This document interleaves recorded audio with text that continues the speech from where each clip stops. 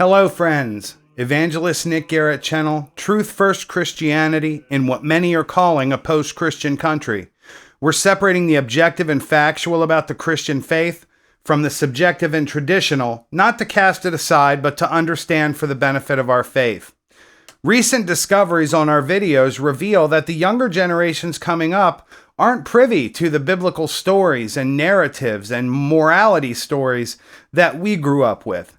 In an attempt to remedy that, I'm going to read some of the more misunderstood passages and stories of Scripture from time to time. And today I'm reading from the book of Judges, a fascinating story about a character named Samson. During the period of the Judges, individuals would rise up to solve disputes between the 12 tribes of Israel. But as we'll see from Samson, totally different scenario, and he would ultimately pay for it with his life to the glory of God. If you want to read along, it begins in chapter 13 of the book of Judges. Again, the children of Israel did evil in the sight of the Lord, and the Lord delivered them into the hand of the Philistines for 40 years.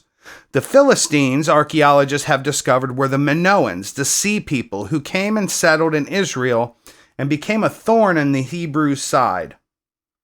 Now there was a certain man from Zorah of the family of the Danites, whose name was Manoah, and his wife was barren and had no children. And the angel of the Lord appeared to the woman and said to her, "Indeed, now you are barren and have borne no children, but you shall conceive and bear a son. Now therefore, please be careful not to drink wine or similar drink, and not to eat anything unclean.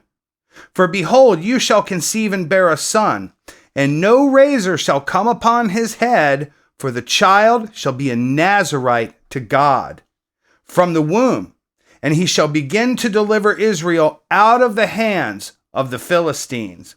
So the woman came and told her husband, saying, "A man of God came to me, and his countenance was like the countenance of an angel of God. Very awesome. But I did not ask him where he was from, and he did not tell me his name. And he said to me, Behold, you shall conceive and bear a son. Now drink no wine or similar drink, nor eat anything unclean, for the child shall be a Nazirite to God from the womb to the day of his death." Then Manoah prayed to the Lord and said, "O my Lord, please let the man of God whom you sent come to us again and teach us what we shall do for the child who will be born." And God listened to the voice of Manoah, and the angel of God came to the woman again, and she was sitting in the field, but Manoah, her husband, was not with her. Then the woman ran in haste and told her husband and said to him, "Look, the man who came to me the other day was just now appeared to me." So Manoah arose and followed his wife. When he came to the man, he said to him, "Are you the man who spoke to this woman?" And he said, "I am." Manoah said, "Now let your words come to pass. What will be the boy's rule of life and his work?" So the angel of the Lord said to Manoah, "Of all that I said to the woman, let her be careful. She may not eat anything that comes from the vine, nor may she drink wine or similar drink, nor eat anything unclean. All that I commanded her, let her observe." Then Manoah said to the angel of the Lord, "Please let us detain you, and we will prepare a young goat for you." And the angel of the Lord said to Manoah, "Though you detain me, I will not eat your food, but if you offer a burnt offering, you must offer it to the Lord." For Manoah did not know he was an angel of the Lord. Then Manoah said to the angel of the Lord, "What is your name? And when your words come to pass, we may honor you." And the angel of the Lord said to him, "Why do you ask my name? Seeing it is wonderful." So Manoah took the young goat with the grain offering and offered it upon the rock to the Lord. And he did a wonderful thing while Manoah and his wife looked on. To the glory of God. We see that theme repeated. Everything to the glory of God. So Manoah took the young goat with the grain offering and offered it upon the rock to the Lord, and he did a wondrous thing while Manoah and his wife looked on. It happened as the flame went up toward heaven from the altar, the angel of the Lord ascended in the flame on the altar. When Manoah and his wife saw this, they fell on their faces to the ground. When the angel of the Lord appeared no more to Manoah and his wife, then Manoah knew that he was the angel of the Lord. But his wife said to him, if the Lord had desired to kill us, he would not have accepted a burnt offering and grain offering from our hands, nor would he have shown us all these things, nor would he have told us such things as these at this time. So the woman bore a son and called his name Samson. And the child grew, and the Lord blessed him. And the Spirit of the Lord began to move upon him at Mahanadan, between Zorah and Eshtaol. Now Samson went down to Timnah and saw a woman in Timnah of the daughter of the Philistines. So he went up and told his father and mother, saying, I've seen a woman in Timnah of the daughter of the Philistines. Now therefore get her for me as a wife. Then his father and mother said to him, is there no woman among the daughters of your brethren, or among all my people, that you must go get a wife from the uncircumcised Philistines? And Samson said to his father, get her for me, for she pleases me well. But his father and mother did not know that it was of the Lord that he was seeking an occasion to move against the Philistines. For at that time the Philistines had dominion over Israel. So Samson went down to Timnah with his father and mother, and came to the vineyards of Timnah. Now to his surprise, a young lion came roaring against him. And the Spirit of the Lord came mightily upon him, and he tore the lion apart, as one would have torn apart a young goat, though he had nothing in his hand. But he did not tell his father and mother what he had done. Then he went down and talked with the woman, and she pleased Samson well. After some time, when he returned to get her, he turned aside to see the carcass of the lion, and behold, a swarm of bees and honey were in the carcass of the lion. He took some of it in his hand and went along eating. When he came to his father and mother, he gave some to them, and they also ate, but he did not tell them that he had taken the honey out of the carcass of the lion. So his father went down to the young woman, and Samson gave a feast there, for young men used to do so. And it happened when they saw him that they brought 30 companions to be with him. Then Samson said to them, let me pose a riddle to you. If you can correctly solve and explain it to me within the 7 days of the feast, then I will give you 30 linen garments and 30 changes of clothing.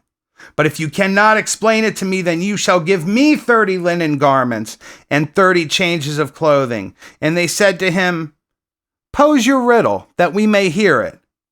So he said to them, out of the eater came something to eat, and out of the strong came something sweet. Now for 3 days they could not explain the riddle, but it came to pass on the 7th day that they said to Samson's wife, hey, entice your husband, that he may explain the riddle to us, or else we'll burn you and your father's house with fire.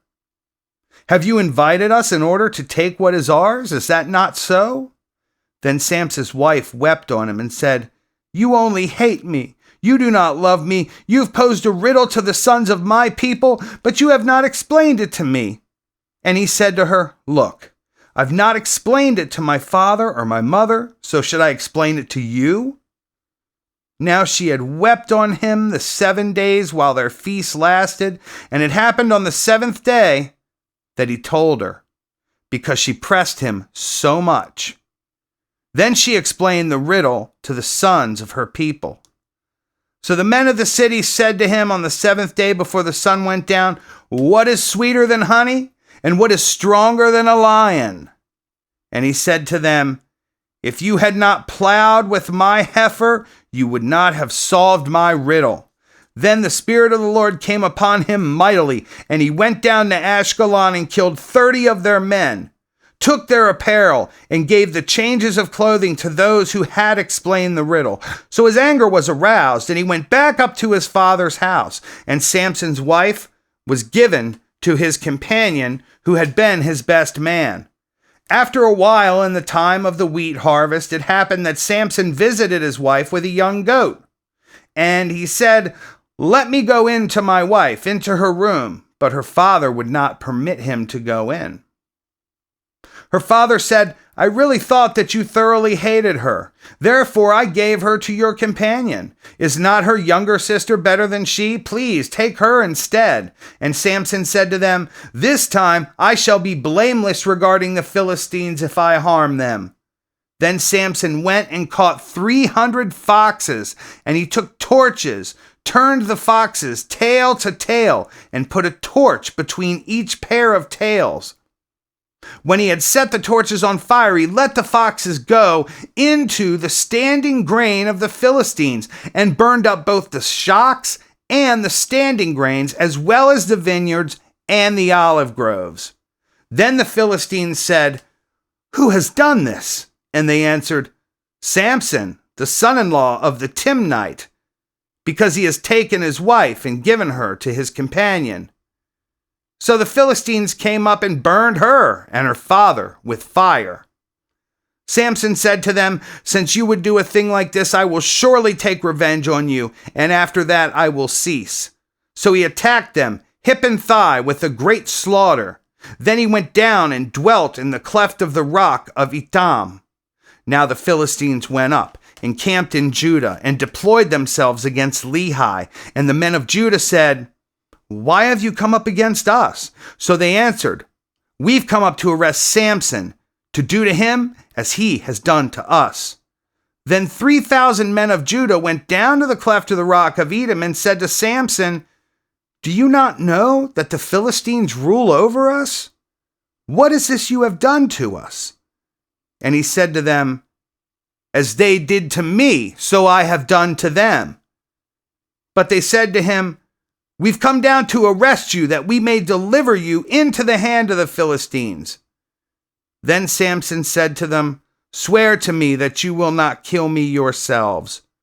So they spoke to him, saying, No, but we will tie you securely and deliver you into their hand, but we will surely not kill you.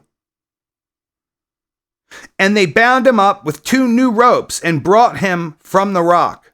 When he came to Lehi, the Philistines came shouting against him. Then the Spirit of the Lord came mightily upon him, and the ropes that were on his arms became like flax that is burned with fire, and his bonds broke loose from his hands. He found a fresh jawbone of a donkey, reached out his hand and took it, and killed 1,000 men with it.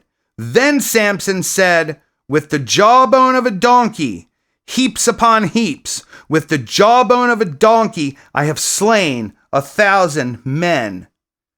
And so it was, when he had finished speaking, and he threw the jawbone from his hand and called the place Ramath Lehi, that he became very thirsty. So he cried out to the Lord and said, You have given this great deliverance by your hand of your servant, and now shall I die of thirst and fall into the hand of the uncircumcised? So God split the hollow place that is in Lehi, and water came out, and he drank, and his spirit returned, and he revived. Therefore he called its name En-Hakkore, which is in Lehi to this day. And he judged Israel 20 years in the days of the Philistines. Now Samson went to Gaza and saw a harlot there, and he went in to her. When the Gazites were told, Samson has come here, they surrounded the place and laying in wait for him all night at the gate of the city. They were quiet all night, saying, In the morning, when it is daylight, we will kill him. And Samson lay low till midnight. Then he arose at midnight, took hold of the doors of the gate of the city and the 2 gateposts, pulled them up, bar and all, put them on his shoulders, and carried them to the top of the hill that faces Hebron. Afterward it happened that he loved a woman in the valley of Sorek, whose name was Delilah. And the lords of the Philistines came up to her and said, Entice him, and find out where his great strength lies, and by what means we may overpower him, and we may bind him to afflict him, and every one of us will give you 1,100 pieces of silver. So Delilah said to Samson, Please tell me where your great strength lies, and with what you may be bound to afflict you. And Samson said to her, If they bind me with 7 fresh bowstrings, not yet dried, then I shall become weak and be like any other man. So the lords of the Philistines brought up to her 7 fresh bowstrings, not yet dried, and she bound him with them. Now men were lying in wait, staying with her in the room, and she said to him, "The Philistines are upon you, Samson." But he broke the bowstrings as a strand of yarn breaks when it touches fire. So the secret of his strength was not known. Then Delilah said to Samson, "Look, you've mocked me and told me lies. Now please tell me what you may be bound with." So he said to her, "If they bind me securely with new ropes that have never been used, then I shall become weak and become like any other man." Therefore Delilah took new ropes and bound him with them and said to him, "The Philistines are upon you, Samson." And men were lying in wait, staying in the room, but he broke them off his arms like thread. Delilah said to Samson, "Until now you've mocked me and told me lies. Tell me what you may be bound with." And he said to her, "If you weave the 7 locks of my head into the web of a loom." So she wove it tightly with the batten of the loom and said to him, "The Philistines are upon you, Samson." But he awoke from his sleep and pulled out the batten and the web from the loom. Then she said to him, "How can you say I love you when your heart is not with me? You've mocked me these 3 times and have not told me where your great strength lies." And it came to pass when she pestered him daily with her words and pressed him so that his soul was vexed to death, that he told her all his heart, and said to her, "No razor has ever come upon my head, for I have been a Nazirite to God from my mother's womb. If I am shaven, then my strength will leave me, and I shall become weak and be like any other man." When Delilah saw that he had told her all his heart, she sent and called for the lords of the Philistines, saying, "Come up once more, for he has told me all his heart." So the lords of the Philistines came up to her and brought the money in her hand. Then she lulled him to sleep on her knees and called for a man and had him shave off the 7 locks of his head. Then she began to torment him, and the strength left him. And she said, "The Philistines are upon us, Samson." So he awoke from his sleep and said, "I will go out as before, at other times, and shake myself free." But he did not know that the Lord had departed from him. Then the Philistines took him and put out his eyes and brought him down to Gaza. They bound him with the bronze fetters, and he became a grinder in the prison. However, the hair of his head began to grow again after it had been shaven. Now the Lord of the Philistines gathered together to offer a great sacrifice to Dagon, their god, and to rejoice. And they said, "Our God has delivered into our hands Samson, our enemy." When the people saw him, they praised their God, for they said, "Our God has delivered into our hands our enemy, the destroyer of our land, and the one who multiplied our dead." So it happened, when their hearts were merry, that they said, "Call for Samson, that he may perform for us." So they called for Samson from the prison, and he performed for them, and they stationed him between the pillars. Then Samson said to the lad who held him by the hand, "Let me feel the pillars which support the temple, so that I can lean on them." Now the temple was full of men and women. All the lords of the Philistines were there, about 3,000 men and women on the roof watching while Samson performed. Then Samson called to the Lord, saying, "O Lord God, remember me, I pray. Strengthen me, I pray, just this once, O God, that I may with one blow take vengeance on the Philistines for my 2 eyes." And Samson took hold of the 2 middle pillars which supported the temple, and he braced himself against them, one on his right and the other on his left. Then Samson said, "Let me die with the Philistines." And he pushed with all his might, and the temple fell on the lords and all the people who were in it. So the dead that he killed at his death were more than he had killed in his life. And his brothers and all his father's house came down and took him and brought him up and buried him between Zorah and Eshtaol, the tomb of his father Manoah. He had judged Israel 20 years. Ladies and gentlemen, this story is often misunderstood to mean, hey, God had given Samson this special gift of strong hair, and when he didn't have the hair, he didn't have the special gift anymore. But look deeper at what happens here. Samson was vain. Samson was a fornicator. Samson was idolatrous. Samson was prideful and arrogant. Samson made his family's life hell. He used his strength to bully them. He slept around with women. He lied. He cheated. God still used Samson. And what we see there is God did not take down the temple of Dagon and crush the Philistines so that Samson could be glorified. God broke Samson, took his strength away, had him blinded, made him a prisoner, made him perform like a monkey for the Philistines. God destroyed the house of Dagon so that God could be glorified. And just like back in Exodus, God, the living God, our God, proves that he is the preeminent God and that no other God shall be before him. He made Samson strong. He made Samson take the Nazirite vow. He once again opened the womb of a barren woman so that she could give birth to someone that God would use. But it was in Samson's most broken state that he begged God to just let him serve one last time. That is the story of Samson, not that his hair made him strong. Ladies and gentlemen, thank you. God bless you, and as always, may your work today bear fruit.